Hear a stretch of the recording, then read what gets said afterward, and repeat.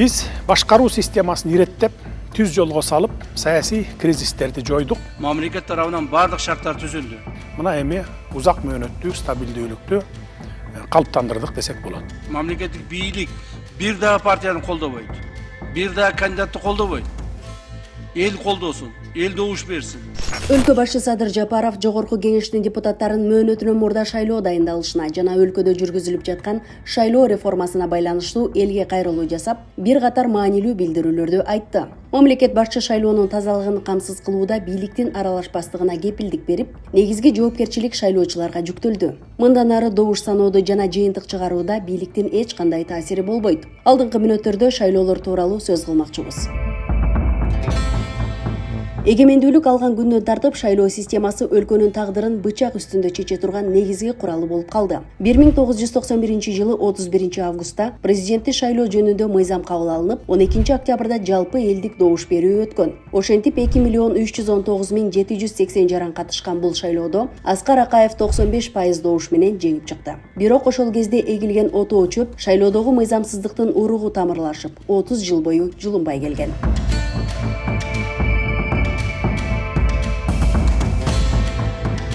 Ошентип 15 жылга созулган Акаевдин бийлиги 2005 жылдан 14 мартында жоогазын ыңкылабы менен акыры кулады. Элдин үмүтү өчүп, социалдык абал мурдагыдан дагы оорлой баштады. Эркиндикти сүйгөн эл нааразычылыгы күчөгөндөн күчөй берди. Ошол кездеги шайлоо системасы ого бетер карарып, добуш сатып алуу, бийлик өз партиясына жан тартып, тагыраагы админ ресурс ачык эле колдонула баштады.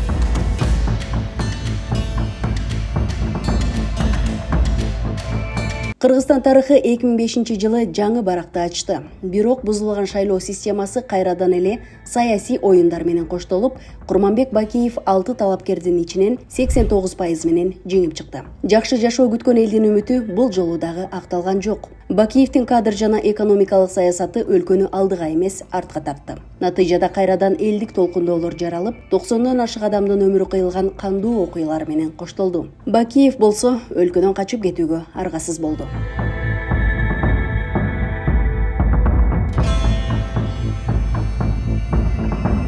2010 жылы кайрадан жаңы бийлик келди. Аты дагы убактылуу өкмөт аталып, 1 жылдай иштеп, 2011 жылы 30 октябрда кезектеги шайлоо өттү. 16 талапкер ат салышып, Алмазбек Атамбаев 62,52% добуш менен жеңди. Бул шайлоодо дагы саясий оюндар жана добуш сатып алуулар ачыктан ачык эле колдонулду. Ошентип Атамбаев Кыргызстандын 4-ч президенти болду.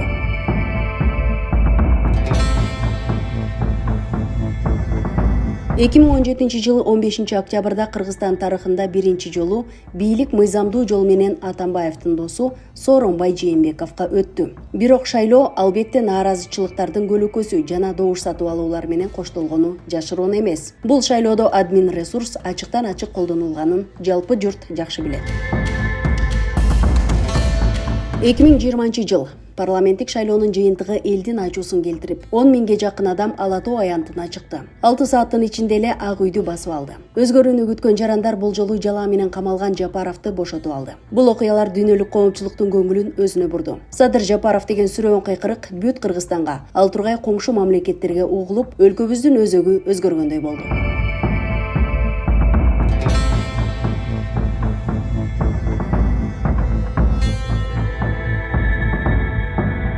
Ошентип 2021 жылы 28 январда элдин тагдыр чечүүчү тандоосу менен Садыр Жапаров президент катары толук кандуу ишке киришти. Акыркы 5 жылдын ичинде өлкөнүн саясий жолу бекемделип, экономикалык абал жакшырып, коррупциянын тагдыры талкаланды. Уюшкан кылмыштуу топтордун ишмердүүлүгү токтотулуп, шайлоо системасы түп тамыры менен өзгөрүүгө багыт алды. Өлкө башчы өзү баш болуп, алдыдагы шайлоолор таза өтөрүн баса белгилеп, ал тургай депутаттарды шайлоодо өзү көзөмөл кыла турганын баса белгиледи. Кыргызда оозун сүткө күйгүзгөн айранды үйлөп ичет деген таасын айтылган сөз бар. Анын сыңарындай шайлоонун шайтан оюндарынан 30 жылда 3 жолу төңкөрүш көргөн жаныбыз шайлоо системасын адам фактору аралашпагандай кылып, толук санариптештирип, автоматташтырып салдык. Мен муну менен эмнени айткым келди?